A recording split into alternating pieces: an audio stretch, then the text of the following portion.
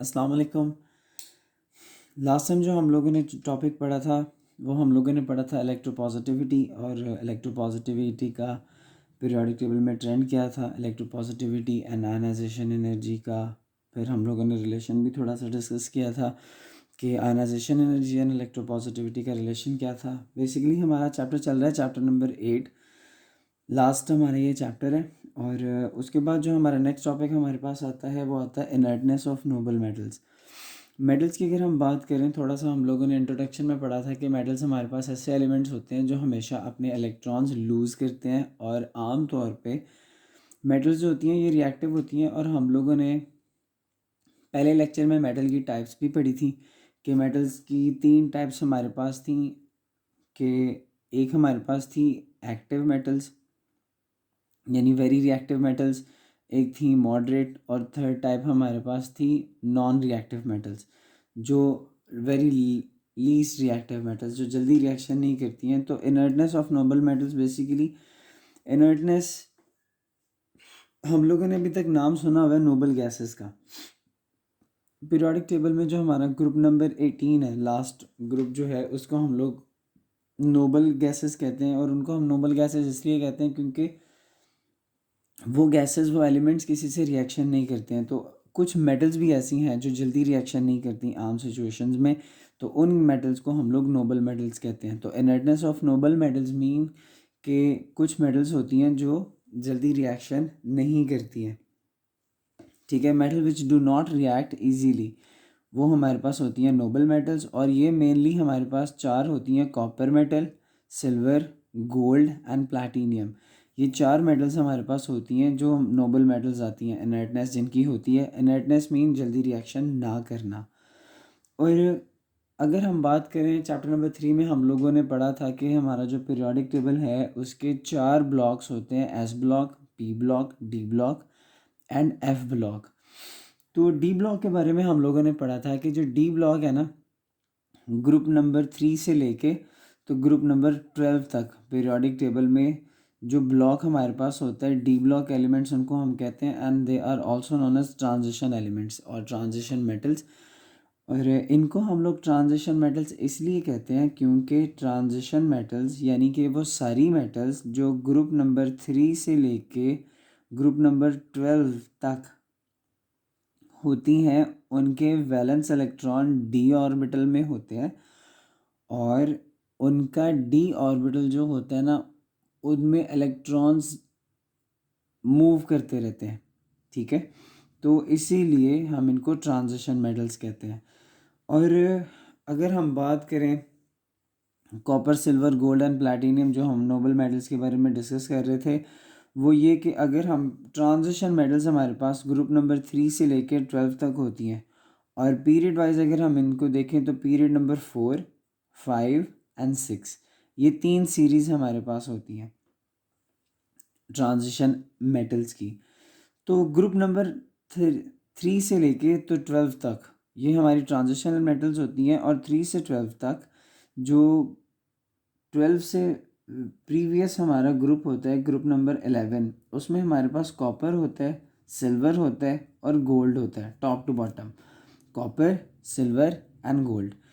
Silver and gold and copper ये तीनों noble metals में आती हैं, लेकिन सिल्वर एंड गोल्ड की निस्बत कॉपर कंपैरेटिवली थोड़ी ज़्यादा रिएक्टिव होती है। सिल्वर एंड गोल्ड जो होते हैं ये कॉपर के निस्बत लीस्ट रिएक्टिव होते हैं। वैसे जो हमारे पास ट्रांजिशन एलिमेंट्स की पहली सीरीज़ है, मतलब पीरियड नंबर 4 जो है, उसमें जो हमारे पास आती है ना transition elements from scandium to zinc, उस वो सारी की सारी जो होती हैं ना वो एक्टिव मेटल्स होती हैं। एक्टिव मेटल्स मीन्स कि वो जल्दी रिएक्शन करती हैं एक्सेप्ट कॉपर। कॉपर जो होती है ये भी पीरियड नंबर 4 में होती है, ग्रुप नंबर 11 पीरियड नंबर 4। तो कॉपर अपने पीरियड में लीस्ट रिएक्टिव है, ठीक है, नोबल मेटल होती है। लेकिन अपने ग्रुप की अगर हम बात करें तो ग्रुप में 11th ग्रुप में कॉपर, कॉपर के नीचे सिल्वर और उससे नीचे गोल्ड होता है। तो कंपैरेटिवली इन 3 मेटल्स के कॉपर रिएक्टिव है, silver and gold least reactive होते हैं।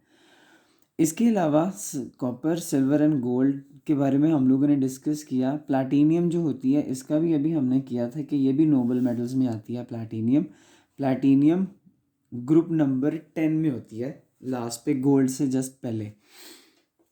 आगे हम लोग सिल्वर, गोल्ड एंड प्लैटिनियम, हमारी बुक में इन तीनों के यूजेस एंड प्रॉपर्टीज़ दी हुई हैं। अगर हम पहले सिल्वर की प्रॉपर्टीज़ की बात करें तो सिल्वर जो होती है इसकी पहली प्रॉपर्टी तो ये आती है कि ये वाइट कलर की लस्ट्रस मेटल है। मतलब ये वाइट कलर की मेटल होती है और इसकी सरफेस शाइनी होती है। Lustre mean shine, so white colour की लस्ट्रस होती है। सेकंड वन इज सिल्वर जो होती है ये बहुत अच्छी एक्सीलेंट कंडक्टर होती है, हीट की भी एंड इलेक्ट्रिसिटी की भी। इसीलिए हम अपनी इलेक्ट्रिक वायर्स कुछ होती हैं जो सिल्वर की बनाते हैं, या फिर हम लोग अपने जो खाना बनाने के लिए मोस्टली बर्तन इस्तेमाल करते हैं वो भी सिल्वर के होते हैं, क्योंकि सिल्वर अच्छी कंडक्टर होती है इलेक्ट्रिसिटी की भी और हीट की भी। इसके अलावा इसकी प्रॉपर्टी ये है कि silver being soft metal ductile भी होती है और मेलिएबल भी होती है। डक्टाइल एंड मेलिएबल क्या चीज़ें थी ये हम लोगों ने प्रीवियस लेक्चर्स में भी डिस्कस किया था। डक्टाइल मीन किसी मेटल को वायर्स में कन्वर्ट करना, तारें बनाना, और मेलिएबल का मतलब था कि इस किसी भी मेटल को प्रेशर अप्लाई करके तो उसकी शीट्स में कन्वर्ट करना। सो बीइंग सॉफ्ट मेटल, क्योंकि सिल्वर एंड गोल्ड दोनों सॉफ्ट मेटल्स होती हैं, गोल्ड तो सिल्वर से भी ज़्यादा सॉफ्ट है।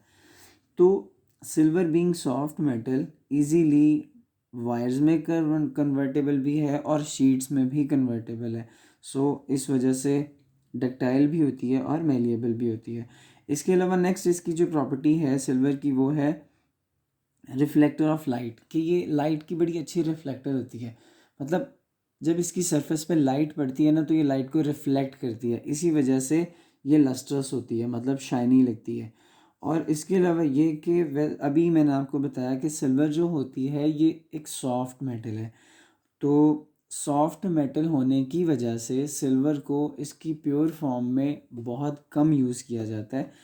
मोस्टली जो सिल्वर यूज़ की जाती है वो अलॉय की फॉर्म में यूज़ की जाती है। अलॉय चैप्टर नंबर 7 में हम लोगों ने पढ़ा था कि हम लोग डिफरेंट मेटल्स का मिक्सचर बनाते हैं, that mixture of different metals is known as alloy. तो हम लोग सिल्वर को थोड़ी स्ट्रेंथ देने के लिए सिल्वर का अलॉय बना लेते हैं विद कॉपर, और फिर उस सिल्वर को हम लोग इस्तेमाल करते हैं डिफरेंट पर्पसेस के लिए भी। लाइक जैसे पुराने ज़माने में करेंसी जो होती थी वो या तो गोल्ड के कॉइन्स होते थे या फिर सिल्वर कॉइन्स होते थे। तो इसीलिए हम लोग सिल्वर का कॉपर के साथ अलॉय बनाते हैं और उस अलॉय को फिर हम लोग डिफरेंट पर्पसेस के लिए इस्तेमाल करते हैं, या हम लोग उससे अपने बर्तन बनाते हैं या फिर हम लोग उसके कॉइन्स वगैरह बनाते हैं। इसके अलावा सिल्वर जो होती है इसके कंपाउंड फोटोग्राफी में भी यूज़ होते हैं। फोटोग्राफिक फिल्म हम लोग सिल्वर की यूज़ करते हैं। इसके अलावा डेंटिस्ट्स जो होते हैं वो भी अपने काफ़ी इंस्ट्रूमेंट्स बनाते हैं सिल्वर मेटल के, अलॉय के। इसके अलावा सिल्वर के जो कंपाउंड्स होते हैं ना ये मिरर इंडस्ट्री में भी यूज़ होते हैं, क्योंकि जो हमारा मिरर होता है जिसमें हम इमेजेस देखते हैं, मतलब वो बेसिकली क्या होता है कि ग्लास की एक साइड पे हम लोग लेयर चढ़ा देते हैं सिल्वर कंपाउंड्स की, तो जिसकी वजह से सिल्वर एक जो है वो ऑलरेडी रिफ्लेक्टिंग है। तो ग्लास की एक साइड पे हम लोग सिल्वर कंपाउंड्स की लेयर लगा देते हैं जिसकी वजह say that glass is converted into mirror. उसके बाद अगर हम secondly use of gold and इसकी प्रॉपर्टीज़ की अगर हम बात करें तो गोल्ड जो होता है ना ये येलो कलर का बहुत सॉफ्ट किस्म का मेटल होती है, और इसको हम लोग आमतौर पे प्योर फॉर्म में यूज़ नहीं कर सकते क्योंकि ये काफ़ी ज़्यादा सॉफ्ट होती है। So being very soft it is also malleable and ductile. Malleable mean capability to convert into sheet and ductile mean wires बनाना। सो एंड गोल्ड जो होती है ना ये नॉन रिएक्टिव होती है आम सिचुएशंस में, क्योंकि ये one of the noble metals है। गोल्ड रिएक्टिविटी इसकी बहुत ज़्यादा कम होती है, ये अपने इलेक्ट्रॉन्स जल्दी लूज़ नहीं करता। और गोल्ड भी मैंने जैसे अभी आपको बताया बीइंग वेरी सॉफ्ट, गोल्ड जो होता है इसको हम अलॉय में यूज़ करते हैं। इसका हम अलॉय बनाते हैं या विद कॉपर या फिर हम इसका अलॉय बनाते हैं विद सिल्वर। और गोल्ड जो होती है वो भी डेंटिस्ट इस्तेमाल करते हैं, डेंटल फील्ड में भी यूज़ होती है, इसके अलावा ज्वेलरी के लिए भी यूज़ होती है and for other purposes. Next and last is platinum. Platinum के अगर हम यूजेस देखें तो platinum also known as white gold. Silver and gold ये दो मेटल्स ऐसी मेटल्स हैं जो कि काफ़ी सदियों से इंसान इनके बारे में जानता है और इन दोनों को मुख्तलिफ मकासद के लिए इस्तेमाल भी करता है। लेकिन प्लैटिनियम इतनी ज़्यादा पुरानी मेटल नहीं है, प्लैटिनियम का कुछ अर्सा पहले पता चला और प्लैटिनियम को हम लोग यूज़ कर प्लैटिनियम जो है ये दुनिया की सबसे एक्सपेंसिव मेटल भी है, इसको हम वाइट गोल्ड भी कहते हैं। और प्लैटिनियम को हम लोग ज्वेलरी में इस्तेमाल करते हैं इसकी स्ट्रेंथ की वजह से, इसकी ब्यूटी की वजह से, इसके कलर की वजह से और इसकी स्ट्रेंथ, ठीक है। प्लैटिनियम हम लोग ज्वेलरी में यूज़ करते हैं। इसके अलावा प्लैटिनियम को ज्वेलरी में यूज़ करने का एक फ़ायदा ये भी होता है कि जैसे लाइक हमारे जो स्टोन्स होते हैं जो हम लोग ज्वेलरी में यूज़ करते हैं लाइक डायमंड, ये उनको भी डैमेज नहीं करता अगर डायमंड को इसके साथ लगाया जाए। इसके अलावा प्लैटिनियम को हम लोग केमिकल रिएक्शंस में एज कैटलिस्ट भी यूज़ करते हैं। एज कैटलिस्ट हम लोग इसको ऑयल इंडस्ट्री में यूज़ करते हैं, बनस्पति घी इंडस्ट्री में यूज़ करते हैं इसको। इसके अलावा प्लैटिनियम के कंपाउंड्स को हम लोग यूज़ करते हैं as catalyst in automobile engines, कि जब ऑटोमोबाइल इंजन्स में फ्यूल बर्निंग होती है तो carbon monoxide and nitrogen oxide जो होते हैं ना वो पोल्यूटेंट्स के तौर पे निकलते हैं उसकी एग्जॉस्ट गैसेस में से। तो हम लोग क्या करते हैं इंजन में कैटलिस्ट के तौर पे प्लैटिनियम यूज़ करते हैं। दैट इसके फिर फ़ायदा ये होता है कि प्लैटिनियम एग्जॉस्ट गैसेस को फ़िल्टर करता है। मतलब कार्बन मोनोऑक्साइड हम लोगों को पता है एज एन हिडन एनिमी, तो carbon monoxide is converted into carbon dioxide gas because of the platinum. ये एज कैटलिस्ट एक्ट करता है ऑटोमोबाइल इंजन की एग्जॉस्ट गैसेस में। इसके अलावा प्लैटिनियम जो होता है हम इसको फाइबर ऑप्टिक फॉर्मेशन में भी यूज़ करते हैं। इसके अलावा जो हमारी हार्ड ड्राइव्स होती हैं उनके केजेस बनाने के लिए भी हम लोग प्लैटिनियम अलॉय यूज़ करते हैं। और इसके अलावा जो हमारी एलसीडी स्क्रीन्स होती हैं उनकी फॉर्मेशन में भी हम लोग प्लैटिनियम इस्तेमाल करते हैं। सो ये था हमारा आज का topic, inertness of noble metals. Noble metals कौन कौन सी हैं? Copper, silver, gold and platinum. और फिर में हमने पढ़ा थोड़ा सा ट्रांजिशन मेटल्स क्या होती हैं। ये चारों ट्रांजिशन मेटल्स हैं। ट्रांजिशन मेटल्स क्या होती हैं? डी ब्लॉक एलिमेंट्स को बोलते हैं हम लोग ट्रांजिशन मेटल्स और ट्रांजिशन एलिमेंट्स। और ग्रुप नंबर 3 से 12 तक ये होती हैं। और पीरियड वाइज अगर हम देखें तो 4th, 5th and 6th period होते हैं ट्रांजिशन मेटल्स का। और अगर हम ग्रुप 11 की बात करें तो ग्रुप 11 जो होता है इसमें copper, silver and gold present होता है। और ये तीनों इनर्ट गैसेस, इनर्ट मेटल्स हैं, नोबल मेटल्स हैं। लेकिन सिल्वर एंड गोल्ड के कंपैरेटिवली कॉपर जो है ये रिएक्टिव होती है। उसके बाद हमने सिल्वर की प्रॉपर्टीज़ पढ़ी, कॉपर की प्रॉपर्टीज़ पढ़ी एंड देन प्लैटिनियम के यूजेस पढ़े। तो आज के लिए सिर्फ इतना ही। नेक्स्ट जो हमारा टॉपिक है वो हम लोग नेक्स्ट लेक्चर में जो हम अपना स्टार्ट करेंगे वो नॉन मेटल्स के बारे में। मेटल्स हम लोगों ने पढ़ लिया, अब हमने नॉन मेटल्स के बारे में पढ़ना है इंशाल्लाह नेक्स्ट लेक्चर में। सो तब तक के लिए अल्लाह हाफ़िज़।